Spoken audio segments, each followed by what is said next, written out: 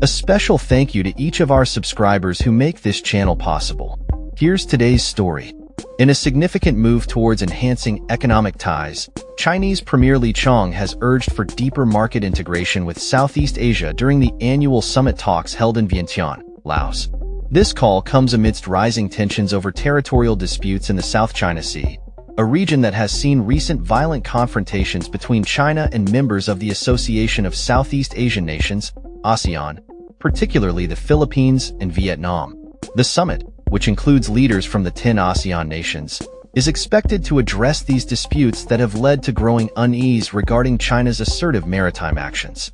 In his opening remarks, Premier Li refrained from directly addressing the contentious issues but emphasized the importance of strengthening trade relations between China and ASEAN, a market comprising 672 million people. He stated, "The global economy is still seeing a sluggish recovery, protectionism is rising, and geopolitical turbulence has brought instability and uncertainty to our development. An ultra-large-scale market is our greatest foundation for promoting economic prosperity. Strengthening market coordination and synchronization is an important direction for our further cooperation." The ongoing negotiations to upgrade the Free Trade Pact between ASEAN and China have reportedly made progress, with expectations to conclude talks by next year.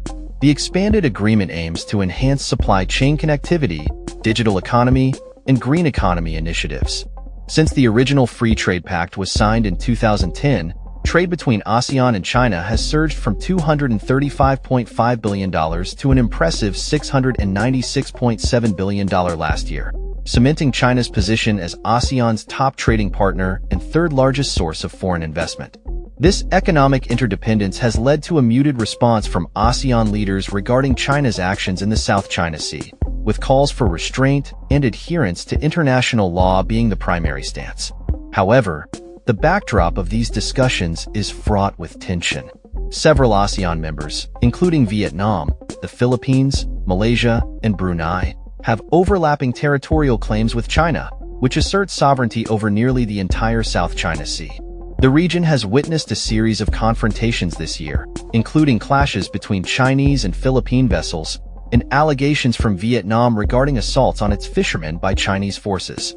China, on its part, has maintained that it is merely defending its offshore territories and has increased its patrols in areas claimed by Indonesia and Malaysia as exclusive economic zones. The Philippines, a long-standing ally of the United States, has expressed frustration towards other ASEAN countries for not taking a stronger stance against China's aggressive maneuvers. Although the U.S. does not have territorial claims in the South China Sea, it has been actively patrolling the area with Navy ships and fighter jets to uphold freedom of navigation and overflight. In response, China has issued warnings against U.S. interference in the disputes. U.S. Secretary of State Antony Blinken is expected to arrive in Vientiane to address the summit, where he is likely to raise concerns regarding China's actions in the contested waters.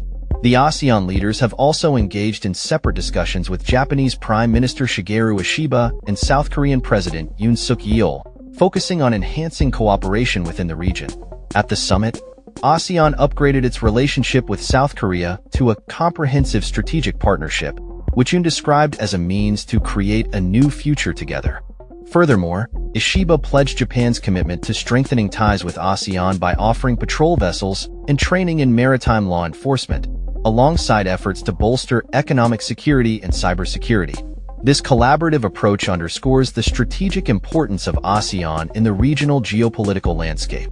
Despite the challenges posed by the South China Sea disputes and the ongoing civil conflict in Myanmar, former ASEAN Secretary-General Ong Kang-yong highlighted the bloc's central role in maintaining peace and progress in Southeast Asia.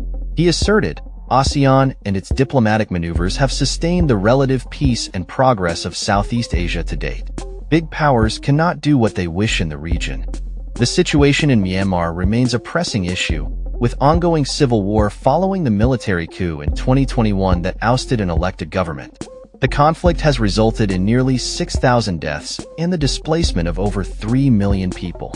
The Myanmar military has abandoned its commitments to an ASEAN peace plan agreed upon in late 2021, leading to continuing violence from pro-democracy guerrillas and ethnic rebels.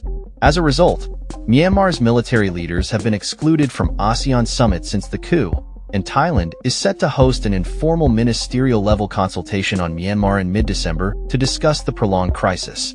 As discussions continue at the ASEAN summit, the focus remains on balancing economic cooperation with the pressing need to address territorial disputes and regional stability. The outcomes of these talks will likely shape the future dynamics of Southeast Asia's political landscape and its relationship with major powers like China and the United States. That's all for this story. We upload videos every day covering many different subjects, so hit that subscribe button to stay informed. Thanks for watching.